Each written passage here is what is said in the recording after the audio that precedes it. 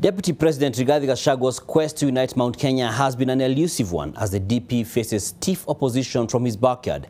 From wrangles with some of the cabinet secretaries in his backyard to constant attacks on the retired President Uhuru Kenyatta to lack of a party of his own points to a kingpin that has failed to consolidate his political turf almost a year later.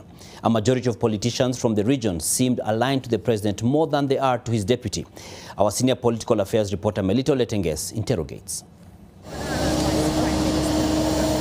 Picked as a first-term member of parliament after close to 2 decades in the civil service, Deputy President Rigathi Gachagua's first hurdle was rallying ranking members of parliament from his region to support him after President William Ruto pulled his name out of the envelope as his deputy against the preferred by majority of leaders, Professor Kithure Kindiki. Rigathi convinced the mountain that he shall be the center of power in the region, creating a fort to harbor their interests. Nimeongea na hivi viongozi ya mlima, nimemwambia huyu kanini kega alikuwa anatukana mimi na William Ruto wampigie kura. So wamempigia. Hiyo ndio Kenya mpya tuko naye. Sisi mambo iliyopita hatutaki kufuata. The DP's ambitious strategy to rally the region behind him, however, may not be working to his advantage just yet. Mount Kenya, seemingly a disgruntled region, which overwhelmingly bought the hustlers' narrative. A stern warning from their former kingpin did not hold water for them. Though he has been on a charm offensive to consolidate his political turf, Rigathi is moving against the odds.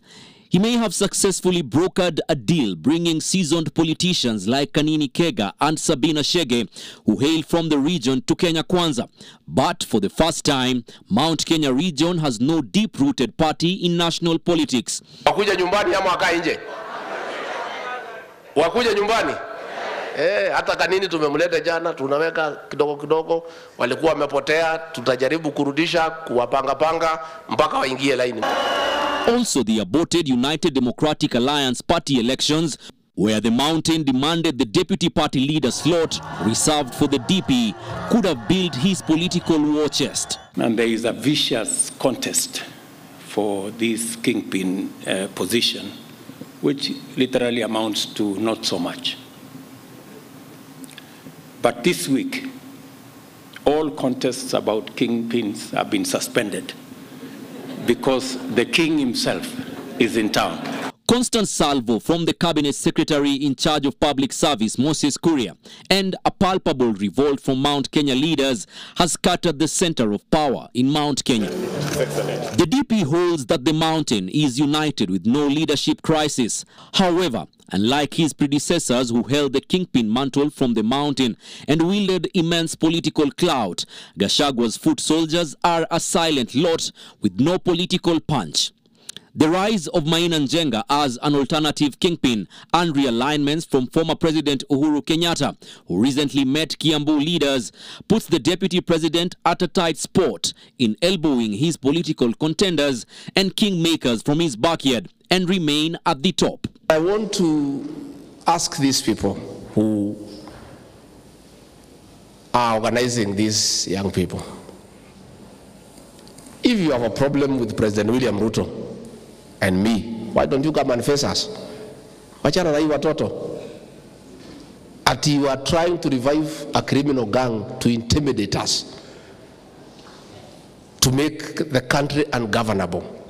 And these are people's children. Recent delegation of duties to the office of the Prime Cabinet Secretary and protocol breaches sends an alarm on whether the Prime Cabinet Secretary Musalia Mudavadi is overshadowing the DP, or is it being orchestrated, and whether Rigathi is falling out of favor with his boss.